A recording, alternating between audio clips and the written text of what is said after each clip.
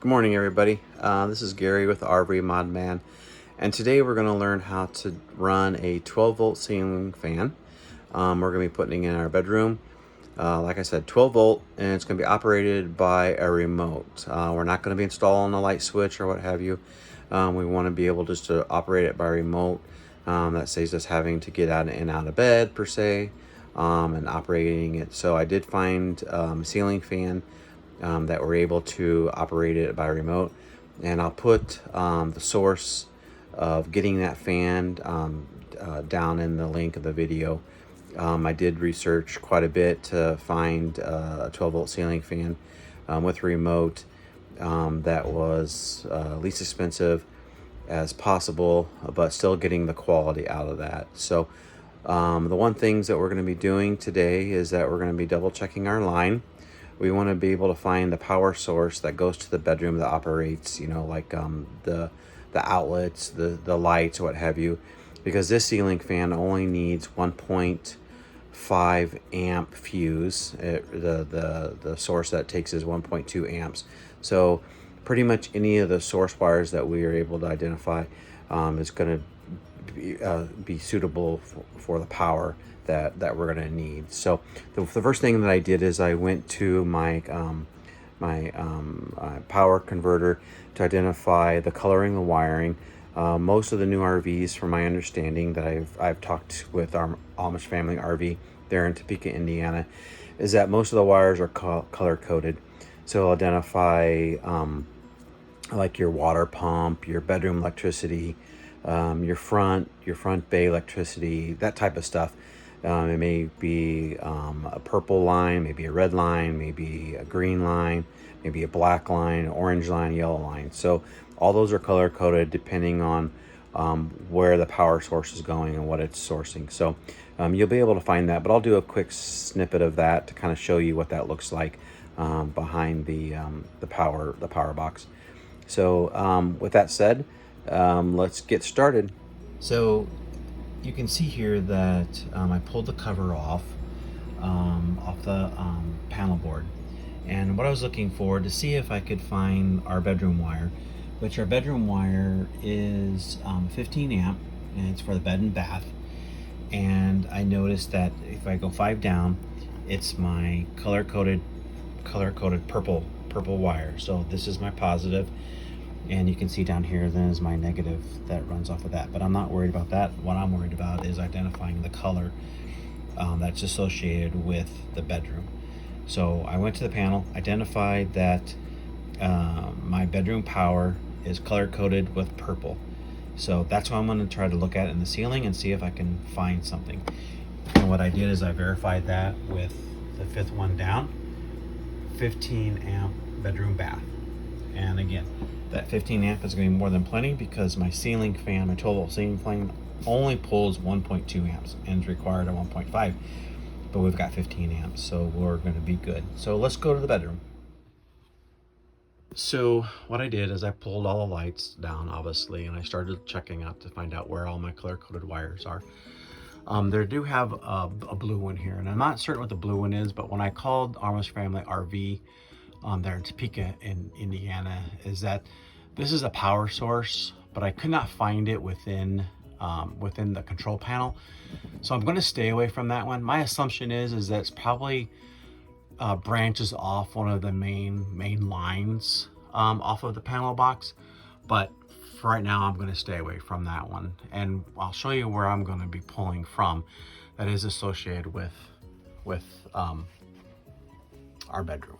So as you can see, there's other wires that come through here. You got the cable, you've got your BCM or BMS wire, you've got your control wire that plugs into your air conditioner and whatnot. So I don't see what I'm looking for, so I'm going to continue to go to the next light and see if I can find the power wire that I'm needing.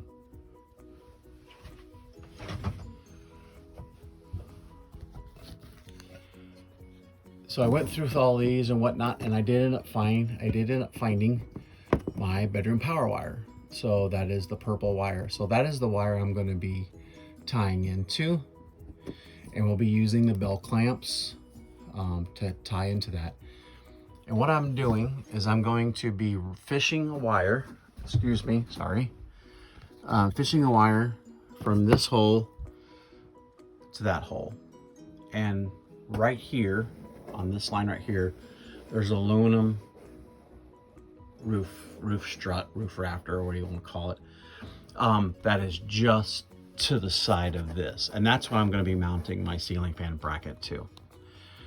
To be able to fish that, I ended up removing the louvered vent, and I was able to get my hands more into that and be able to quickly, easily fish that wire through. And I'm only like maybe 2 or 3 feet from that opening to his. So this is pretty easy. I'm going to also show you guys a mod that I've done throughout the whole entire coach, is that you can see this is my ductwork, and between the ductwork and the ceiling, the register does not match up. And so what we're doing is we are sealing this with aluminum tape to close that off, because what happens is then the cold air comes into the space between the ceiling and your ductwork, and so you're losing all your cold air into your roof. We did have problems with our air conditioner cooling down. We have a 37 RTH Cedar Creek, and after we sealed all this off, we had absolutely no problems. So I identified that the problem is that the ductwork they're putting in does sit higher than the opening of the vent, and so it's not creating a tight seal. And so by doing the aluminum tape around this is creating that tight seal and allowing the air to dump through. But there's also another mod that we do. We noticed that there's a lot of air movement within there, a lot of pressure. And so the pressure is so intense that it just flows over this. So what I've done is I created kind of a baffle on one side of the air direction to help push that air down. And then I'll show you that in another mod. But for right now, we're going to focus on getting this 12-volt ceiling fan connected to our bedroom wire, ran over there, and let's get it mounted up. We'll be back. All right, as you can see, I have my hot wire and my neutral wire fished through here, and we'll fix that and keep that around the vent.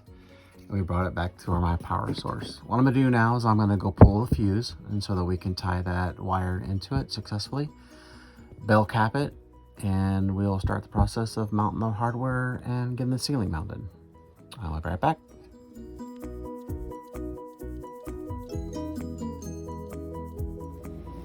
I wanted to show the fact that if ever one of the fuses do blow, it indicates exactly which one that it is that's having a fault, right? So I have my indicator that I pulled out my 5th one, which again, we lined it to my fifth label, which was my bedroom, and it shows that I don't have any connection right. Either I have a fuse failure, or the fuse is not making connection and creating the bridge, the current. So I'm good, and so I'm going to go back to the bedroom, and I'm going to cap off my power and my neutral, and we'll be back. So now we're back to getting ready to install the fan. This fan is a 12-volt fan like we talked about earlier in the video. The beauty thing about this is it has the remote control module that's right here, which mounts within the motor, and it recesses it nicely. And then that will attach to the ceiling. What I want to call out is that it has these rubber bushings to help with the vibration. But what I'm going to do is go one step further, and I'm going to put what's called Silca Flex on each one of those connections as well, because what I'm able to do is I'll be able to get these two into the roof aluminum frame here, but I'm going to miss aluminum frame here on this side. But what I'm going to do is I'm going to come up through here with a connecting bolt that's going to tie that piece in together. But with the Silca Flex is that it will bond to everything. It'll bond to the metal, bound to the washers are bound to the ceiling fan. So we'll be pretty good, pretty set, mounted pretty stout with no problems at all. So let's get to getting that caulked and getting the motor mounted. We'll be back. All right, so before we close everything up, I do have all my connections according to the directions, and I'm not going to go in the directions on this, but basically it has a wireless transmitter, and then it has an eye that you'll be using with your remote that you'll attach just outside of the fan control. And so now we're ready for the test. You can see that this is the remote. So we've got high, medium, low, everything forward and reverse, and power, right? So let's see what happens. Very good. Turn it off. Very good. High, medium, low. So it's already on high, so we'll go to medium. Very good. We'll go to low.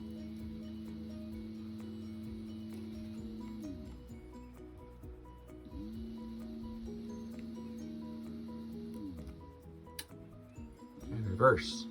Very good.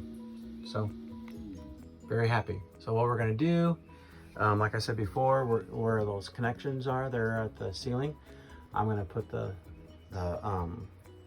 Sikaflex to help with kind of support and vibration, and we will get the other screw put in there as well, and then we'll start putting it together. So we're back. We got everything put together, as you can see. The fan's running just fine. We retested the high, medium, low, and the forward, reverse, and everything worked fine. I do want to let you know a little bit about there's a fuse internally to the fan. So it's a 1.5 fuse.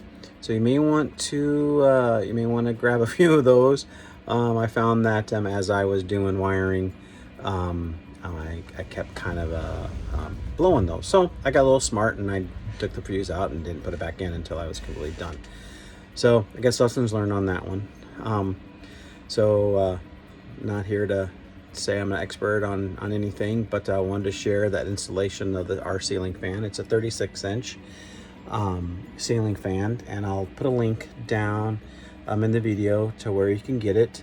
Not affiliated with the company or the brand or what have you. It's just I found through research that 12 volt was going to work for us a lot better than doing a 110.